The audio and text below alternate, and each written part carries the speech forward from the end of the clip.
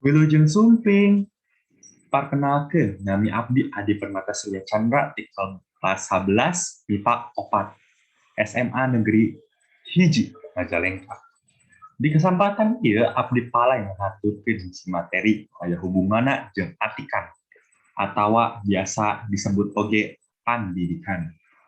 Tapi saat Abdi ngamulai materina, Abdi Palai nuhunkeun puji sareng syukur Abdi kanu Gusti anu Maha Kuasa nu entos ngijinan Abdi biasa ngahaturkeun materi ieu.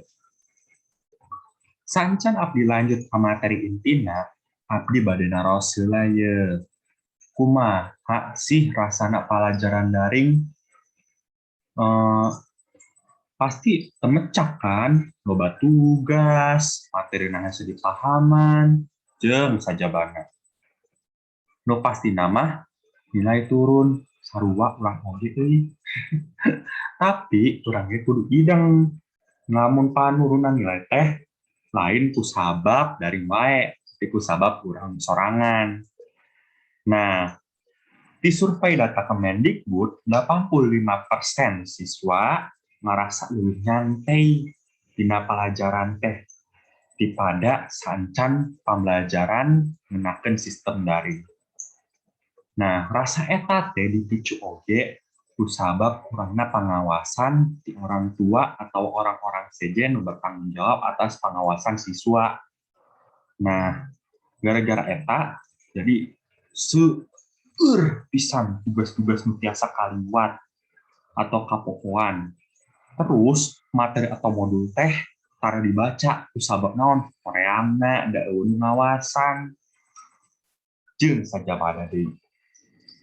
Ku sabab alasan tadi, harurang sebagai siswa kudu tiasa ngelehkeun rasa males eta. Urang kudu tiasa janji ka diri urang sorangan. Namun urang teh bisa leuwih ti eta, bisa maju terus. Nah, terus urang teh kudu tiasa ngisi kagiatan-kagiatan urang nu produktif dina pandemi ieu. Misalna menghadirkeun dina webinar mendidik. Nah,